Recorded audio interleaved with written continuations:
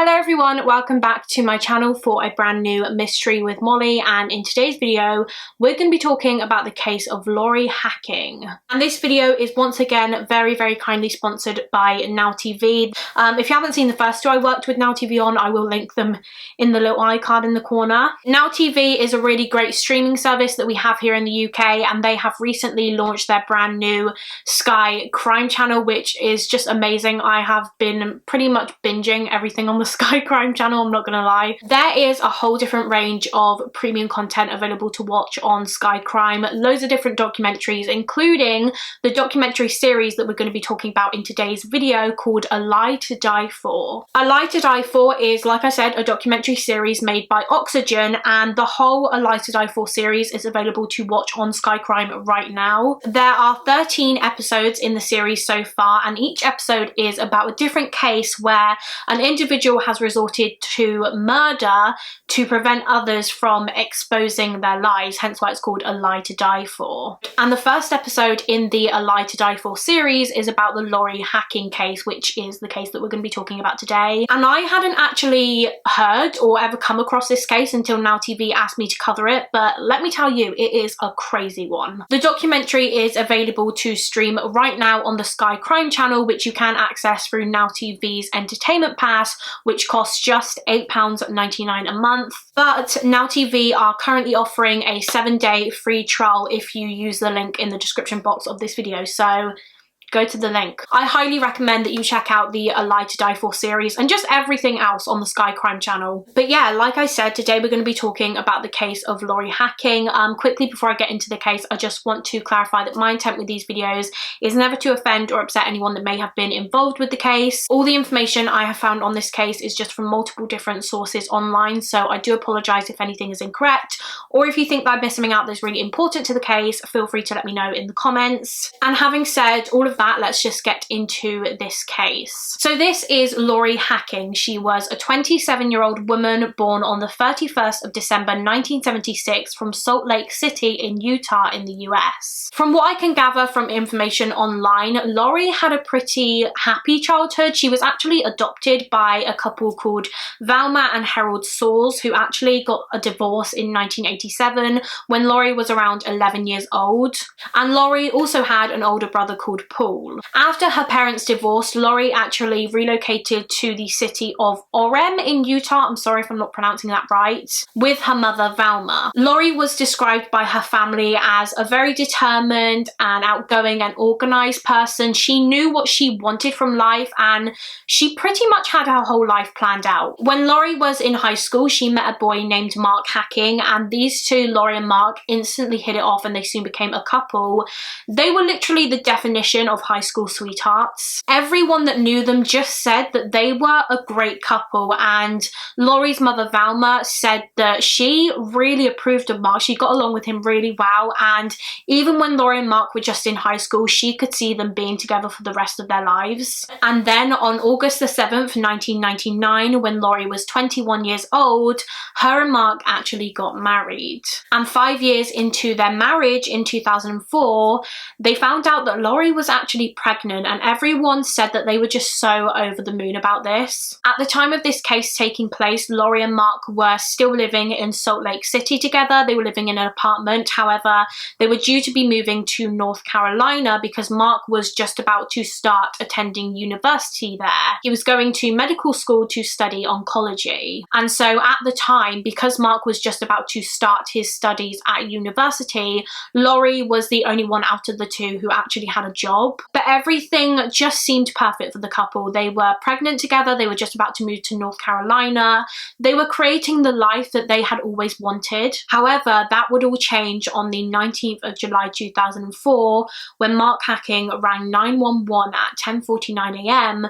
to report his wife Lori missing. Mark told police that Lori had left home that morning to go for a jog to the Memory Grove and City Creek Canyon area, which is northeast of downtown Salt Lake City. He then said that after her jog, she was due to go into work. However, she never actually arrived at work, and she never arrived back home either, and so he decided to call the police because he was really concerned. You see, this was not like Lori at all. I don't believe she had ever just not turned up to work or not told anyone where she was going. And so Mark was really worried, like I said, and so he phoned the police. So police went straight to the Memory Grove Park area to have a look round, because obviously that's where Mark said that Lori had gone jogging, and they found her car at the entrance of Memory Grove.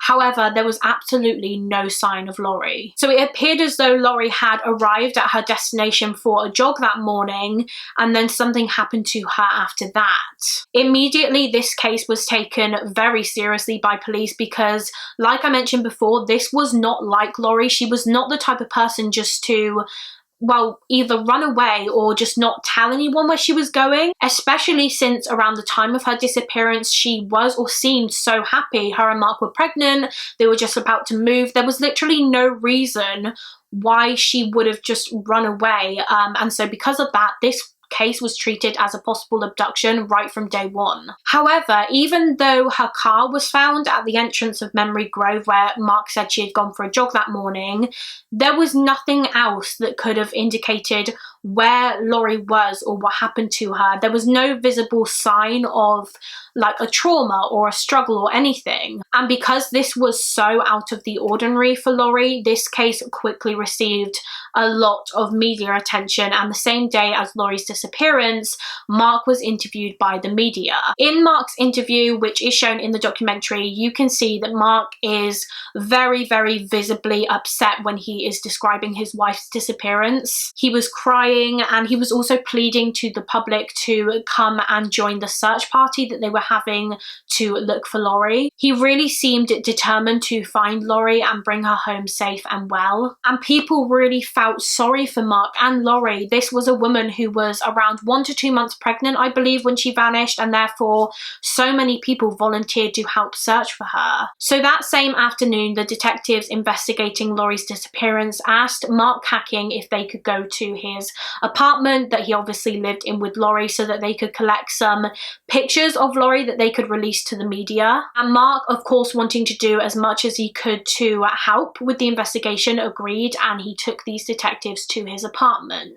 The first thing that the detectives noticed when they walked inside Mark and Lori's apartment was, firstly, there were a lot of boxes everywhere because, like I said, Mark and Lori were just about to move to North Carolina, and so they were packing up pretty much their whole apartment. But then they also noticed on one of the side tables a red handbag or purse, and this handbag actually belonged to Lori. And the detectives immediately thought that this was quite weird because Mark said that Lori had obviously gone for a jog that morning and then she was due to go to work straight from there.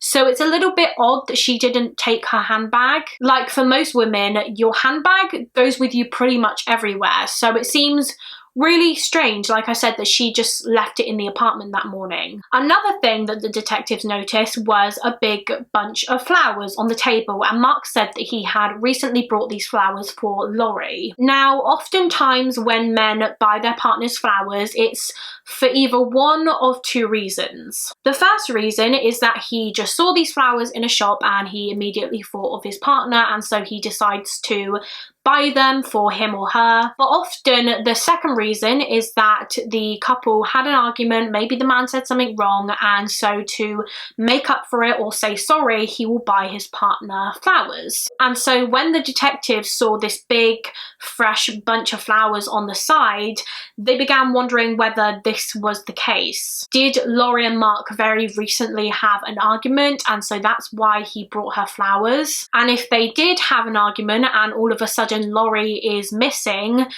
that doesn't look good, does it? That looks a bit suspicious. The detectives then just had a look around the rest of the apartment, and when they entered the bathroom, they noticed that it was very, very clean, in fact spotless, particularly the bathtub, and there was also a strong smell of bleach in the air, as though someone had recently been cleaning the bathroom. And for there to be a strong smell of bleach in the air, it suggests that someone was recently cleaning, which again doesn't look good. It looks a bit suspicious. Although of course this doesn't prove anything, this is just kind of circumstantial evidence that the detectives were picking up on as they were going through Mark and Laurie's apartment. But then the detectives go into Mark and Laurie's bedroom and they see that on the bed there is a brand new fresh pair of sheets. And they could tell that these sheets were brand new, as in literally just brought and taken out of the packet, because the sheets still had the folds and like crinkles in them as if they had just been taken out the packet and put on the bed, if that makes sense. So someone, maybe Mark, had literally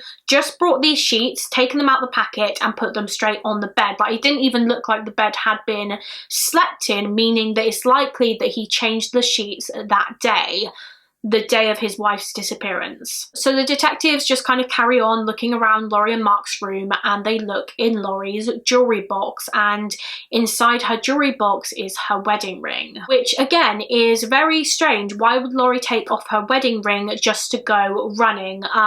Most people keep their wedding ring on literally no matter what. Their wedding ring is always on their finger. And so at this point there are lots of little things that don't seem to add up here. Like I said before, nothing proved anything. It was just kind of circumstantial evidence, but it didn't make Mark look good. So the detectives asked Mark if he wouldn't mind coming down to the local police station, and they told Mark that it was just to kind of get some more background information on Laurie and her life and their relationship and stuff like that. And Mark agreed, and he went down to this police station, and in his interview the detectives asked Mark just kind of more information about him, like what he does he work, and Mark told them that he was just about to start studying oncology at the medical school in North Carolina. So the detectives were just kind of writing down everything he was saying, and they asked Mark if he could spell oncology for them, and he couldn't actually spell it, which they thought was very weird. He's going to university to study oncology,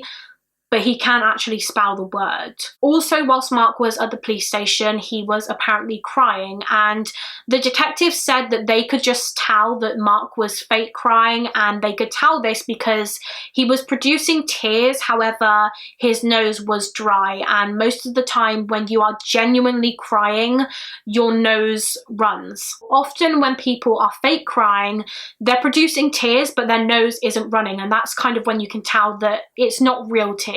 Meanwhile, search parties were all coming together and they were still trying to look for Laurie. There were literally so many volunteers. The police also brought in canines to see if they could pick up a scent of Laurie. They also used helicopters to try and get a better view of the area from above. Sex offenders in the area were also questioned. Like I said, police were taking this case really seriously because this was not like Laurie at all. Now, obviously at this point, the detectives were quite suspicious of Laurie's husband, Mark, given all the circumstantial evidence that was found in his apartment, and so they asked him if they could have a look inside his red truck. And Mark agreed. He was very willing to let police search anything they wanted. He was very cooperative, to be honest. Now, inside Mark's truck, they found a Yellow Pages book, and underneath this book, they found a receipt. And this receipt was for a mattress, and the date on this receipt was the day of Laurie's disappearance. Why is Mark buying a brand new mattress and a brand new sheet on the day that his wife has gone missing? Why is that a priority? So at this point, Mark, of course, looks very suspicious, and the detectives were certain that he had something to do with his wife's disappearance. And so later that day, the detectives return to Mark's apartment and they present him with a consent to search form, which basically means if Mark signs this form, then he is agreeing to let the detectives have a proper look around Mark's apartment without the need to get a search warrant. So when the police have a search warrant, they obviously don't need the person's permission to look around their property. However, at this point, they didn't have a search warrant, so they were asking Mark for his permission. They were asking him to sign this consent form, which he did. Like I said before, Mark was very cooperative with police. He was very willing to let them search through whatever they wanted to search through. It was almost as if he didn't want to appear guilty, and obviously if he didn't agree to sign this consent form, it would make it look like he had something to hide. So when the detectives get into Mark's apartment, they immediately look in Laurie and Mark's bedroom again, specifically the bed, and they notice that the mattress is brand new. So it's obviously the one that Mark has recently brought, and that's the mattress that he has the receipt for. However, the box springs that go underneath the mattress was old. They weren't brand new. So Mark had brought this brand new mattress but he didn't buy the same box springs to match the design of the mattress, if that makes sense. Now, most people, if they are buying a brand new mattress, will buy a new box spring to match the mattress, but Mark didn't do that. He brought a new mattress, but he kept his old box spring, which didn't match the design or colour of the new mattress. So why did Mark buy a brand new mattress but not bother buying a new box spring to match the mattress? But more importantly, why is he buying a brand new mattress anyway on the day of his wife's disappearance? Like I said before, why is that a priority? The detectives then took a look inside the bedside drawer, and inside this drawer they found a hunting style knife, which obviously is a very weird thing to keep inside your bedside drawer. And on this knife there appeared to be a red substance on it which looked like blood and a bloody fingerprint. So the detectives asked Mark why there was a knife in his bedside drawer and why there was what looked like blood on it, and he said that he used this knife to hunt animals with. So now there is a lot of evidence piling up against Mark Hacking, but once again, all of this evidence is just circumstantial. Everything indicates that Mark was responsible for his wife's disappearance and possible murder. However, without any concrete evidence against him, the police couldn't really do anything, but they could obtain a search warrant for Mark's apartment, which they did, and his apartment was closed off. Now, just outside of Mark and Lori's apartment building, there was a parking lot, and inside this parking lot, there was a waste container or dumpster where obviously people put their rubbish. And so the detectives decide to go and have a look inside this dumpster, and right at the bottom, there is the package or cover for new bed sheets, 2 pillows, and the packaging that new mattresses come in. And so the detective went to Mark and said, when does this dumpster or waste container get emptied?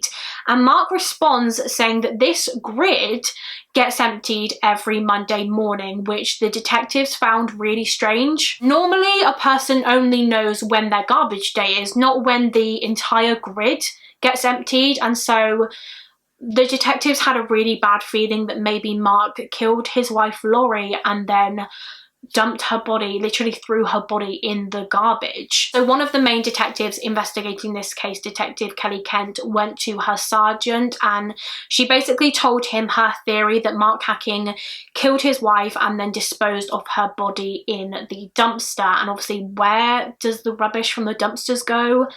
To the landfill. And at first, I don't think this sergeant really took Kelly's theory seriously. I think that he thought it was a little bit far-fetched. However, then when he goes and looks in another dumpster, which was about half a block away from Mark and Lori's apartment, he sees a mattress in there. So we took a look inside this dumpster, and there is a mattress in there, and this mattress matched the colour and design of the box springs that were in Mark's apartment. However, the top of this mattress, the pillow top, had actually been cut off by someone, suggesting that maybe there was blood on it, and so someone cut it off and disposed of that somewhere else, and then he just dumped the rest of the mattress in this dumpster. So meanwhile, whilst the police are still looking through Mark and Lori's apartment and the search patrols are still out looking for Lori, the detectives get a call saying that Mark Hacking is outside one of the local motels and he is just running around completely naked. Well, he was still wearing shoes, so he had gone outside and was running around completely naked, but he had made sure to put shoes on before he went outside to protect his feet. Mark wasn't drunk or anything as far as I'm aware, and the detectives believe that he was doing this because he was trying to fake a mental illness and some sort of manic episode so that he could be taken to a psychiatric hospital where he could be assessed. Because obviously if Mark did kill Lori and it was found that he had some sort of mental illness that meant he couldn't be held responsible for his actions, his punishment would be a lot lighter. So because of this, because Mark was running around completely naked, one of his brothers actually took him to a mental health facility in order for him to be treated for his psychosis. Meanwhile, obviously this whole case was still all over the news, and it was revealed that Lori's husband, Mark Hacking, was a person of interest in her disappearance. And so at this point, the media and the public was starting to learn more about Mark Hacking and his life, and the fact that he was just about to start start his studies at a medical school in North Carolina. And this University of North Carolina Medical School, the school that Mark was due to be attending soon, actually got in contact with police and said that they had never even heard of Mark Hacking. He had never registered to study there. So Mark Hacking had been lying to people. He had been telling everyone, including his wife Lori, that he was going to start his studies at this medical school in North Carolina, but he had never actually enrolled onto the course. But as well as that, he had also never actually attended college either, and he told everyone that he had graduated from college. But again, that was just a massive lie that he had told everyone, including his wife Lori. So the following day, the detectives go to visit Mark Hacking at this facility that he was staying in, and when they arrive to Mark's room, they see him watching TV, watching cartoons, I think, and eating pizza, whilst his wife Lori is still missing. So the detectives go in and question Mark again, because obviously at this point it is very obvious that he has something to do with his wife's disappearance. So they go in to see if they can get a confession out of him. But despite all of the evidence against him, he's still saying that he had nothing to do with his wife's disappearance. Now, the day after Lori had disappeared, so the 20th of July 2004, the detectives actually received a phone call from a man who worked in a convenience store which was located about half a block away from Mark and Lori's apartment. And this man said that the evening before Lori's disappearance, so the 18th of July 2004, Lori and Mark had actually been in the convenience store together, and there was actually video footage of this which is shown in the documentary. The footage shows Mark and Lori entering the store at around 9:45 p.m, and on this footage you can see that Lori is wearing a tan coloured t-shirt. Eventually, a few days had gone by since Lori was last seen, and people were still out searching for her in the boiling heat. This case obviously took place in July, and so like I said, it was boiling hot outside, and the volunteers were literally out searching for hours for Lori. There was a real sense of community and people coming together to help in this case. And like I mentioned before, at this point everyone knew that Mark Hacking was the main suspect in this case, but they couldn't get anything out of him. He was not giving anything up. And so Mark's own brothers actually agreed to help police get a confession out of him, and it actually worked. Mark's brothers went up to the facility that he was staying in and he confessed everything to them. He told them that he shot Lori in the back of the head with a rifle while she was sleeping, and then he put her body in the dumpster, which was later emptied and obviously taken to the landfill. Now, originally when Lori's mother Valma was actually told about Mark's confession, she didn't believe it at all. She could not believe that Lori's husband was the one who killed her, because Mark had always been such a good, kind and decent son-in-law. Like I said at the start of the video, Valma expected Mark and Lori to grow old together, to be together forever. She never expected this. But of course, as she was eventually told about all of the evidence against Mark Hacking, she realised that it was the truth. So why did Mark do this? Why did he murder his wife when they literally seemed like the perfect married couple? A few people who knew Lori did say that the weekend before she was killed, she did seem quite down and upset. However, no one actually knew why. Maybe they just assumed that Lori was a little bit down because of her hormones, because obviously she was pregnant at the time. When police further searched Mark and Lori's apartment, they actually found a note or a letter that was addressed to Mark and written by Lori. And this letter from Lori basically said that she had found out that he was a liar, that he was lying about pretty much everything in his life, from never having attended college to lying about enrolling for medical school. And she basically said that she didn't want to be with him anymore because of it, because of all these lies. She wanted a divorce. And somehow, I don't actually know how investigators know this part. I don't know if Mark later told them about this, but on the night before Lori's disappearance, they found out that Lori actually confronted Mark about all the lies that he had told, and they had an argument about it, and he later shot her in the head while she was sleeping. And he then put her body in the dumpster. He cleaned up the apartment and he got rid of the mattress, which obviously would have been soaked with blood. And the next morning, he just acted as though Lori had gone for a jog, and he rang police saying that his wife was missing. And so Mark was the one who obviously drove Lori's car to Memory Grove Park to make it look like she had gone for a jog that day and that something had just obviously happened to her after that.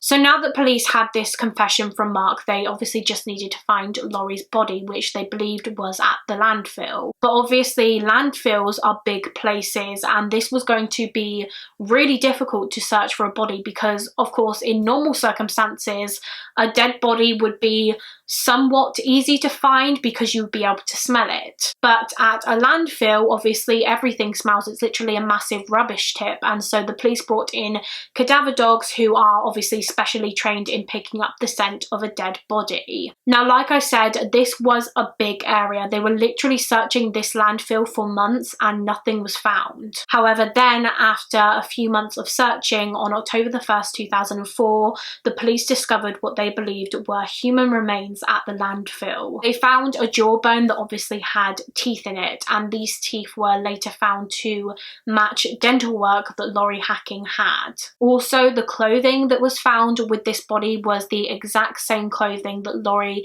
had been wearing on the night of her murder, and we know this because she was wearing it in that CCTV footage from the convenience store, the tan coloured top, and we know that that footage is from the night that she was murdered. Now, before Lori's remains had even been found, Mark Hacking was arrested and charged with the aggravated murder of his wife, because even though they didn't have a body at this point, they had plenty of evidence against him anyway, including his confession. It's believed that Mark Hacking felt as though he was a failure in life. He was surrounded by very successful people. His parents and brothers were all very successful. They all had really good jobs. And it's believed that he felt as though he was failing. And so he decided to make up all these lies that he was going to attend medical school to study oncology. But then obviously his wife Lori found out about these lies and she was going to leave him because of it. And so instead of going through a divorce and having these lies exposed, he just decided to murder her instead. Mark Hacking was charged with first-degree murder, which he pled guilty to, and on June the 6th, 2005, Mark was sentenced to 6 years to life in prison, which, as you can imagine, caused a massive public outcry because it meant that the least amount of time he could have ended up serving was just 6 years, which of course 6 years in prison for first-degree murder is disgusting. However, in July of 2005, the Utah Board of Pardons announced that Mark Hacking would not receive his first parole hearing until 2034, when he will have served around 30 years in prison. And obviously he is still in prison to this day.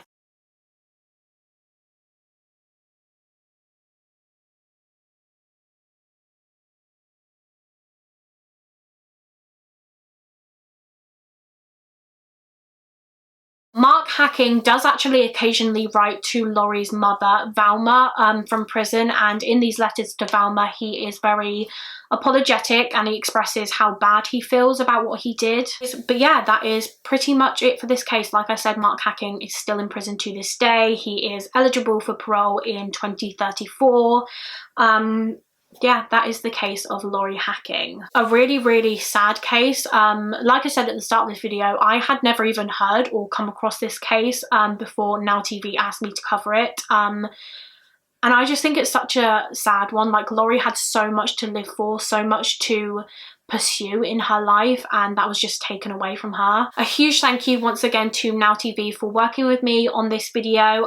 If you guys want to watch the documentary or the documentary series A Lie to Die For, the link will be in the description. Like I said at the start of the video, you can stream the documentary series A Lie to Die For on Sky Crime through Now TV's entertainment pass, which is £8.99 a month. Before I end the video, I just want to give a special shout out to the members of my Patreon. Thank you so much for your support, guys. If anyone else wants to become a member of our little Patreon family, the link is always in the description of my videos. And yeah, I think that is pretty much everything that I have to say. I hope you guys enjoyed this video. If you did, please do give it a thumbs up and subscribe if you haven't already. And I will see you again very soon for another mystery with Molly. Bye guys.